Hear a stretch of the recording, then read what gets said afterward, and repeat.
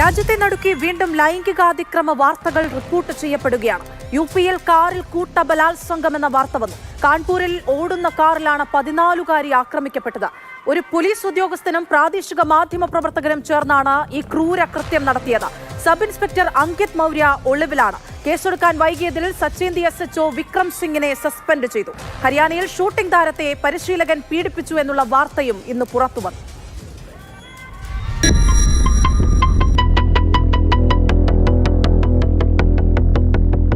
ഡൽഹിയുടെ സമീപ സംസ്ഥാനങ്ങൾ കേന്ദ്രീകരിച്ച് ഇന്ന് 2 ബലാത്സംഗ സംഭവങ്ങളാണ് പുറത്തു വന്നത്. അതിലൊന്ന് വളരെയധികം ഗൗരവമേറിയതാണ്. കാരണം അവിടെ 2 പ്രതികളുണ്ട്. അതിലൊരാൾ പോലീസ് ഇൻസ്പെക്ടറാണ് അങ്കിത് കുമാർ മൗര്യ. രണ്ടാമത്തെ പ്രതി ഒരു യൂട്യൂബറാണ്, അതായത് ഒരു പ്രാദേശിക മാധ്യമ പ്രവർത്തകനാണ്. പേര് ശിവ് ഭരൺ എന്ന് പറയുന്നത്. കാൺപൂരിലെ സച്ചേന്തി എന്ന് പറയുന്ന പ്രദേശത്തെ ബിത്തൂർ പോലീസ് സ്റ്റേഷനിൽ നിയമിതനായിരിക്കുന്ന പോലീസ് ഇൻസ്പെക്ടറാണ് അതിൽ ആദ്യത്തെ പ്രതിയായിട്ടുള്ള അങ്കിത് കുമാർ മൗര്യ. അയാൾ ഇതുവരെയും പിടികൂടാൻ സാധിച്ചിട്ടില്ല.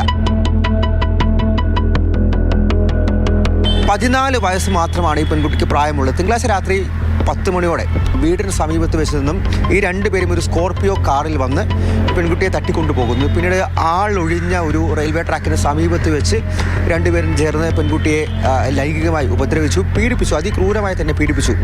പിന്നീട് പെൺകുട്ടിയുടെ ആരോഗ്യസ്ഥിതി വളരെ മോശമാണ് എന്ന് മനസ്സിലാക്കിയ പ്രതികൾ വീട്ടിന് സമീപത്ത് കൊണ്ടുവച്ച് തന്നെ 2 മണിക്കൂറിന് ശേഷം ഈ പെൺകുട്ടിയെ തള്ളുകയായിരുന്നു. പിന്നീട് പെൺകുട്ടിയുടെ സഹോദരനാണ് കണ്ടെത്തുന്നതും ആശുപത്രിയിലേക്ക് കൊണ്ടുപോകുന്നതും എല്ലാം തന്നെ. ഈ പ്രതികളെ സംബന്ധിച്ച് വളരെ ഹൈ പ്രൊഫൈലായിട്ടുള്ള പ്രതികളാണ്. ഈ പറയുന്ന ശിവഭാരൻ എന്ന് പറയുന്ന യൂട്യൂബർ ആയാലും, അതായത് പ്രാദേശിക മാധ്യമപ്രവർത്തകനായാലും അവിടെ പോലീസുകാർക്ക് വേണ്ടിയിട്ടുള്ള എല്ലാ സഹായങ്ങളും ചെയ്തു കൊടുക്കുന്ന ആളാണ്. ഒപ്പം തന്നെ ഈ ഇൻസ്പെക്ടർ അങ്കിത് കുമാർ മൗര്യ ശിവഭരൻ്റെ അടുത്ത സുഹൃത്തുമാണ്. അതുകൊണ്ട് ആദ്യഘട്ടത്തിൽ ഈ 2 പേരുടെയും പേര് പോലീസിന് മുൻപാകെ മുന്നോട്ട് വന്നപ്പോൾ അവർ FIR രജിസ്റ്റർ ചെയ്യാൻ തയ്യാറായിരുന്നില്ല. ഇതുവരെയും ഈ പെൺകുട്ടിയുടെ മൊഴി രേഖപ്പെടുത്തിയിട്ടില്ല എന്നുള്ളതാണ് ഏറ്റവും ഗുരുതരമായിട്ടുള്ള മറ്റൊരു വിഷയം. നിലവിൽ പരാതിയും കാര്യങ്ങളും എല്ലാം തന്നെ ഈ പെൺകുട്ടിയുടെ കുടുംബം, പ്രത്യേകിച്ചും സഹോദരൻ നൽകിയിട്ടുള്ള പരാതിയുടെ അടിസ്ഥാനത്തിലാണ് അന്വേഷണം മുന്നോട്ട് പോയിക്കൊണ്ടിരിക്കുന്നത്. എന്തായാലും ശിവഭാരനെ ഇപ്പോൾ കസ്റ്റഡിയിൽ എടുത്തിട്ടുണ്ട്, അയാളെ റിമാൻഡ് ചെയ്തിട്ടുണ്ട്. കൂടുതൽ അന്വേഷണവും ചോദ്യം ചെയ്യലും എല്ലാം തന്നെ നടന്നുകൊണ്ടിരിക്കുന്നു. പക്ഷേ ഇത്രയും ദിവസമായി ഈ സംഭവം ഇന്നാണ് പുറത്തേക്ക് വരുന്നതെങ്കിൽ പോലും കഴിഞ്ഞ ദിവസം തന്നെ ഇതുമായി ബന്ധപ്പെട്ടുള്ള അന്വേഷണം പോലീസ് ആരംഭിച്ചിരുന്നു. അതായത് തിങ്കളാഴ്ച രാത്രി ഇത് ഉണ്ടാകുന്നു.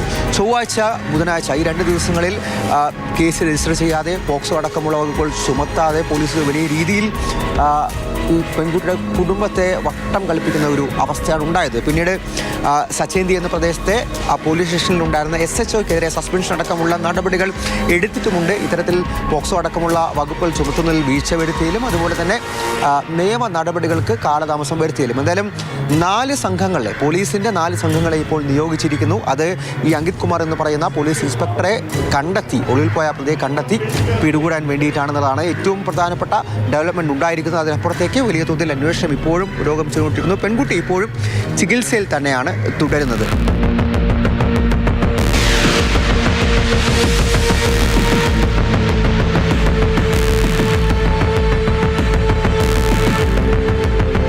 രണ്ടാമത്തെ സംഭവം ഡൽഹിയിലും ഫരീദാബാദിലും വെച്ച് നടക്കുന്ന സംഭവമാണ്. അത് വലിയ തോതിൽ നാണക്കേടുണ്ടാക്കുന്നതാണ്. നമുക്ക് രാജ്യമെന്ന രീതിയും അതുപോലെ തന്നെ രാജ്യത്തെ ജനങ്ങളെന്ന രീതിയിലും നാണക്കേടുണ്ടാക്കുന്ന സംഭവമാണ്.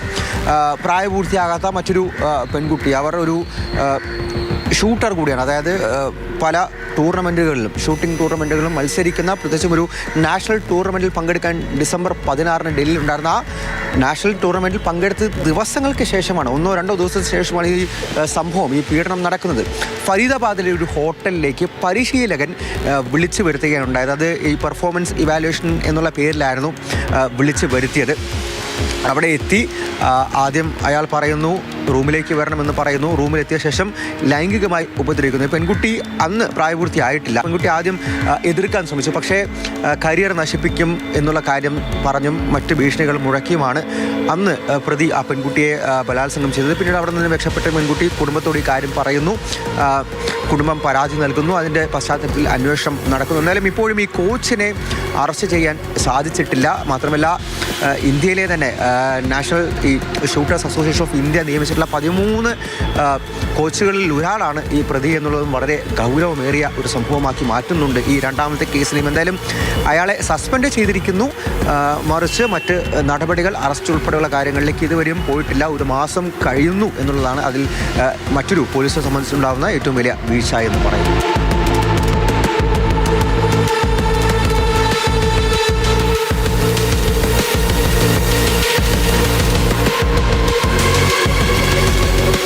ഡൽഹിയിൽ നിന്നും അർജുൻ പീതാംബരൻ, മാതൃഭൂമി ന്യൂസ്.